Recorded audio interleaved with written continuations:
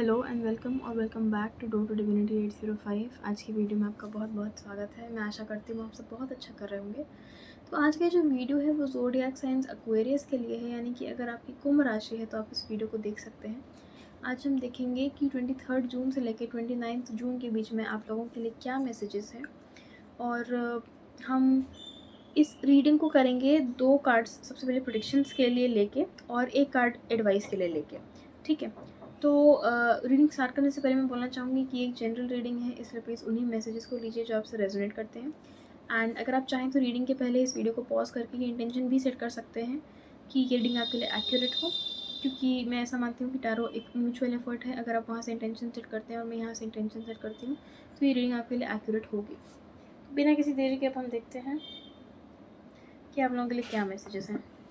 सबसे पहले क्या प्रेडिक्शंस हैं एक्वेरियस के लिए 23 जून से लेके 29 जून के बीच में। एम्प्रेस, 10 ऑफ वॉन्ड्स, क्या एडवाइस है एक्वेरियस के लिए। 2 ऑफ पेंटिकल्स। अभी बहुत एक इंटरेस्टिंग बात है, जब मैं शफल कर रही थी तो मैंने वर्ल्ड का कार्ड देखा था, और वर्ल्ड का कार्ड जो होता है मैं ढूंढने की कोशिश कर रही हूँ जिससे मैं आप लोगों को दिखा सकूँ। वर्ल्ड का जो कार्ड होता है, इस कार्ड का नंबर होता है 21, जिसका टोटल हम करते हैं तो 3 आता है। और एम्प्रेस का जो कार्ड होता है उसका भी टोटल करने पे 3 आता है। तो यहाँ पे 3 की सिंक्रोनिसिटी है। देखिए, तो ये रहा आपका, ठीक है, वर्ल्ड और एक एम्प्रेस, 3। और एक और इंटरेस्टिंग बात अगर मैं देखूँ, यहाँ पे एडवाइस में आप लोगों के लिए 2 ऑफ पेंटिकल्स है और 10 ऑफ वॉन्ड्स का भी कार्ड आया था प्रेडिक्शन के लिए। तो अगर इन दोनों का भी टोटल किया जाए 2 और 1, तो यहाँ पे भी 3 बन रहा है। तो आप लोगों के लिए हो सकता है 3 नंबर इम्पॉर्टेंट हो। यहाँ पे 333 बन रहा है। तो एक तो ये चीज़ है। उसके बाद अगर हम आपकी रीडिंग पे चलें, इस वीक में कोई न्यू अपॉर्चुनिटीज़ आपके पास आ सकती हैं एक्वेरियस। आप चीज़ों में मेहनत कर रहे हैं, आप उसका डेफिनेटली रिजल्ट भी हार्वेस्ट कर रहे हैं, ठीक है।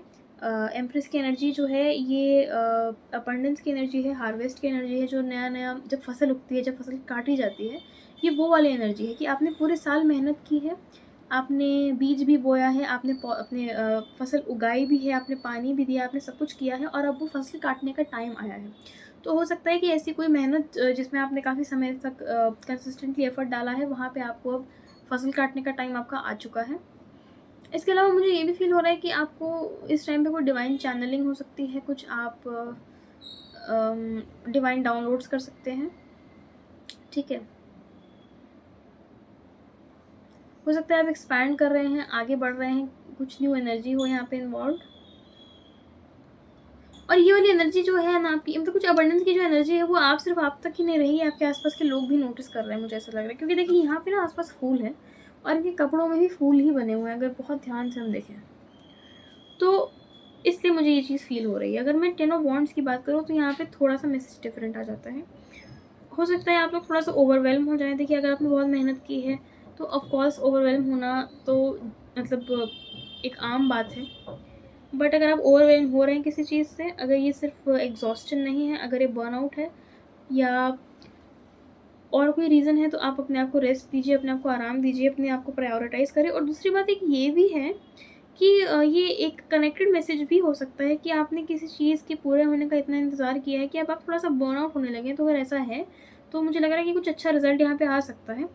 और क्योंकि यहाँ पे वर्ल्ड का कार्ड भी मैंने देखा था शफल करते टाइम, और इसका भी नंबर 3 है, तो ये डेफ़िनेटली हो सकता है कि आप अब कुछ ख़त्म कर रहे हैं, कुछ कंप्लीशन की ओर अब जा रहा है।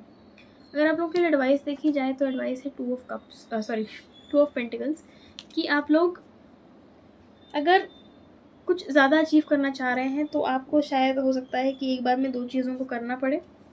आपको डुअलिटी को एम्ब्रेस करना पड़े, आपको बैलेंस करना पड़े,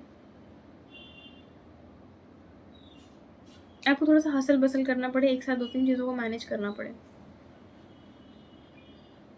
और हो सकता है आपको लगे कि आपके पास रिसोर्सेज़ नहीं है, बट आप काफ़ी कैपेबल हैं। मैं ये बात काफ़ी यकीन से कह सकती हूँ कि आप कर सकते हैं। तो ये थे आप लोगों के लिए messages. I hope this reading resonated with you. Thank you so much for watching. I will see you next week.